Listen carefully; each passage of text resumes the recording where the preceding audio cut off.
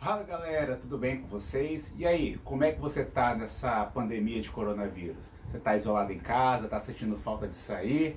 Então, hoje nós vamos falar como é que tá o funcionamento das academias de luta durante essa pandemia. E aí, tá sentindo falta de dar um treinozinho? Então fica comigo e bora pro vídeo.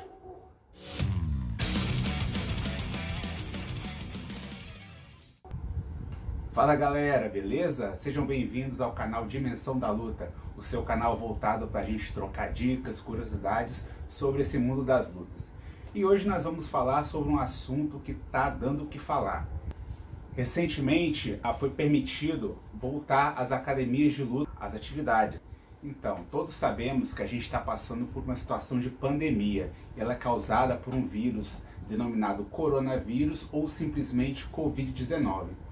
E a gravidade desse vírus fez com que fosse necessário que todos nós ficássemos em casa e evitássemos aglomerações e o convívio social de maneira geral, por conta da incerteza de uma cura. A gente não sabe muita coisa sobre ele porque ele é realmente muito perigoso.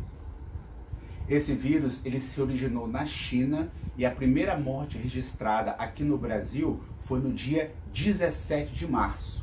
E até a edição desse vídeo foram registradas 42.055 mortes de Covid-19, o que dá uma média de 14.333 mortes por mês. Isso nos dá um panorama da gravidade desse vírus, o que a gente está enfrentando. Vamos falar um pouquinho das academias de luta, que é o nosso foco aqui hoje. As academias de luta, elas foram liberadas para o funcionamento com uma série de restrições visando garantir a segurança dos praticantes. Essas restrições, essas adaptações tiveram que se adequar a um protocolo de segurança extremamente rígido. E eu vou falar um pouquinho de algumas dessas regras que foram adotadas para poder essas academias voltarem a funcionar. O primeiro protocolo foi a adoção de espaços de higienização, ou seja, quando você chega na academia, antes de tudo, você vai se higienizar, né? Você vai, principalmente com o álcool em gel, você vai higienizar os seus pés, as suas mãos, a superfície do corpo, que você vai ter mais contato, antes de você adentrar ao local de treino. Uma outra medida, outro protocolo de segurança é o de você deixar os seus calçados do lado de fora do local de treino também. Então você não pode entrar com o seu calçado que você veio da rua para o seu local de treino. Você tem que deixar ele num espaço separado, de preferência, geralmente fora da academia. Uma outra orientação de protocolo de segurança é que você deve orientar os alunos, os praticantes, a evitar cumprimentos, como apertos de mão e abraços, no início e ao final do treino. Assim a gente minimiza esse tipo de contágio por esse vírus. Uma outra medida que as academias têm adotado, é a de demarcar um espaço e um distanciamento mínimo. E assim, com esse distanciamento, a gente aumenta o nível de segurança durante a prática esportiva. Uma outra medida, um outro protocolo de segurança é o limite de alunos por turma, por sessão de treino, que no caso aqui, dependendo, isso varia muito do nível do espaço das academias, mas basicamente por aqui tem sido respeitar um limite máximo de 5 alunos por sessão de treino nas academias de luta. E aí, a partir além dessa limitação de 5 alunos, estão proibidos qualquer tipo de exercício que exija o contato físico entre os praticantes. Então são dados prioridade àqueles exercícios individuais ou aqueles exercícios de tipo drill, que são técnicas repetidas para automatizar movimentos numa situação de contato físico. Além dos treinamentos de condicionamento, os treinamentos físicos também individualizados. Uma outra medida utilizada é a medição da temperatura através de um termômetro scanner. Sabe aquele termômetro pistolinha que você aponta lá na testa e ele consegue medir a sua temperatura? Então, antes de começar a sessão de treino, a sua aula, você tem essa temperatura sua ferida, para ver se você não está com nenhum sintoma e possa comprometer a segurança dos demais praticantes.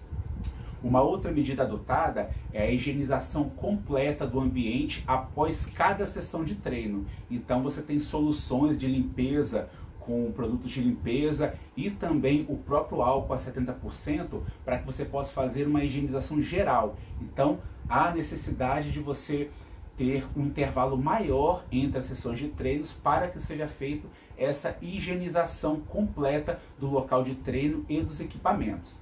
Além disso, é feita uma higienização parcial dos equipamentos utilizados durante a própria sessão de treino, para que isso possa dar uma maior segurança para os praticantes.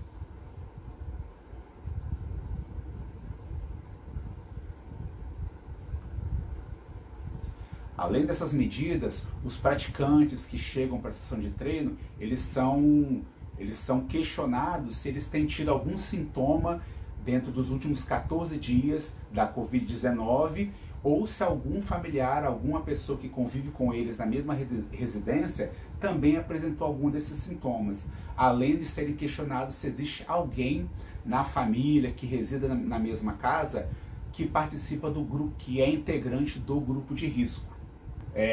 Uma outra orientação que é dada é que os alunos, os praticantes, eles tragam o seu próprio material de água, no caso, as garrafinhas de água, para que você não tenha aglomeração ao beber água, não tenha esse contato. Além disso, os vestiários, os alunos são orientados também a irem um de cada vez, não fazerem fila na porta, para poder aumentar, faz parte do protocolo de segurança, para poder aumentar a segurança. E, por fim, mas não menos importante, os alunos são orientados a realizar a sessão de treinos com a máscara de proteção.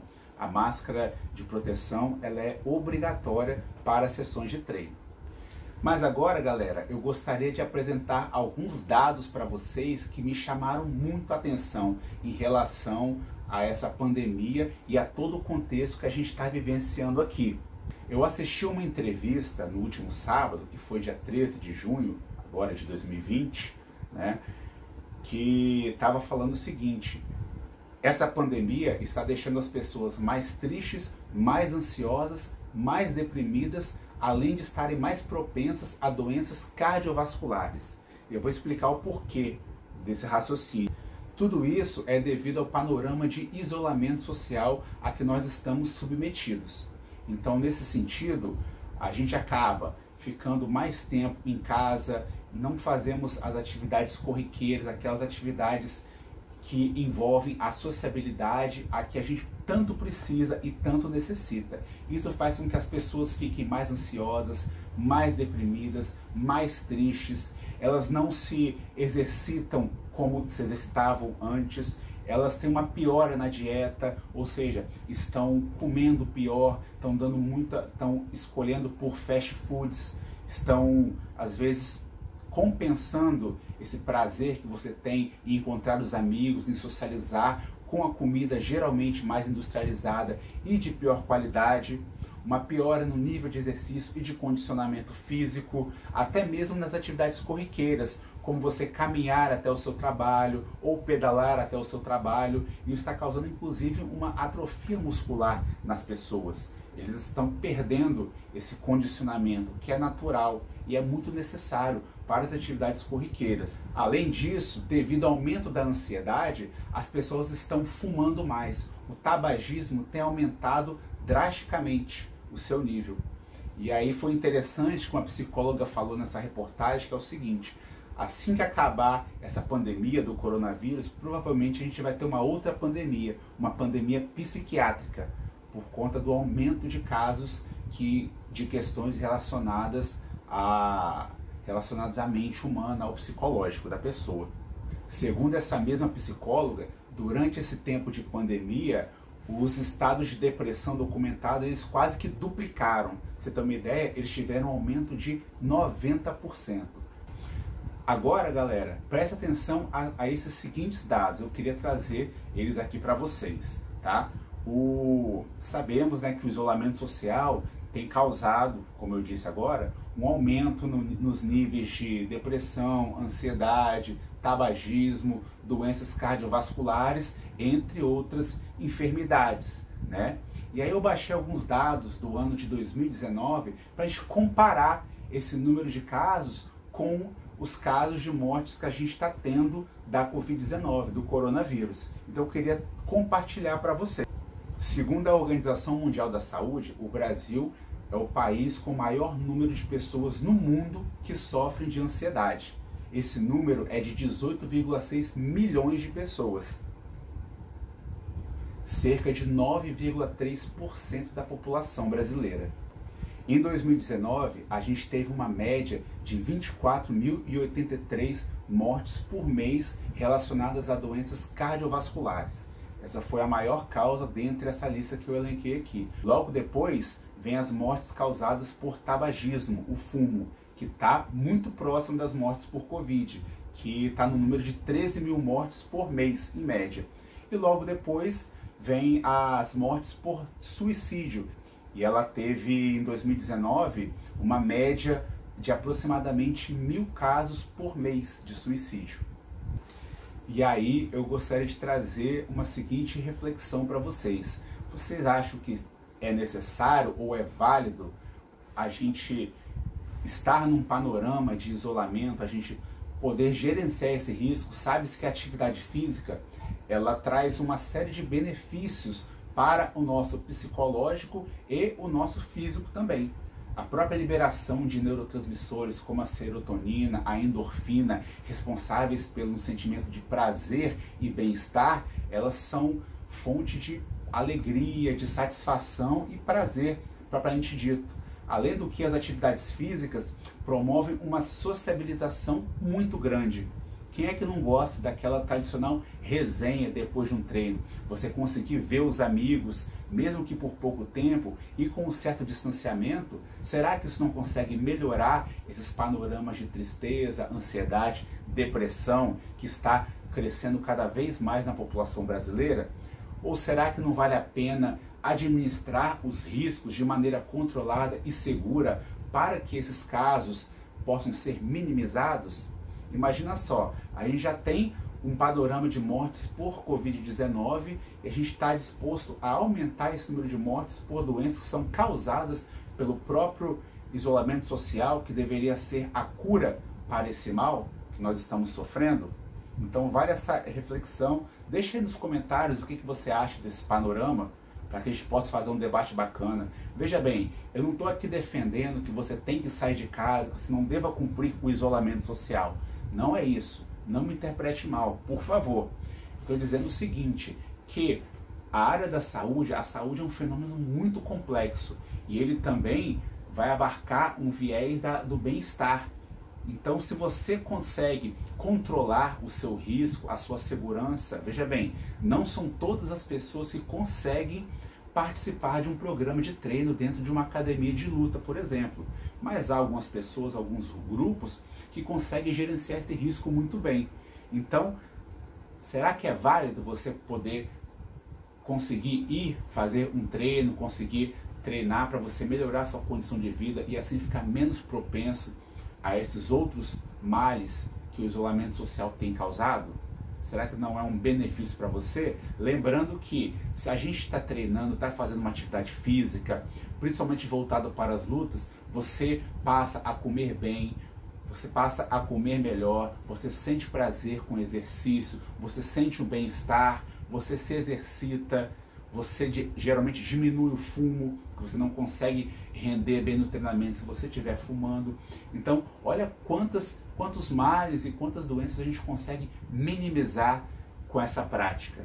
Então, essa é a reflexão que eu gostaria de trazer para vocês. Lembrando, galera, que o exercício físico não é só uma questão de você ficar magro, ficar esbelto, com o corpo sarado, não, tá? O exercício físico, a atividade física, esportiva, ela vai muito além disso. O bem-estar global, como a sensação de prazer, a sociabilidade, são questões que não devem ser desconsideradas na prática de uma atividade física, principalmente aquela do contexto das lutas.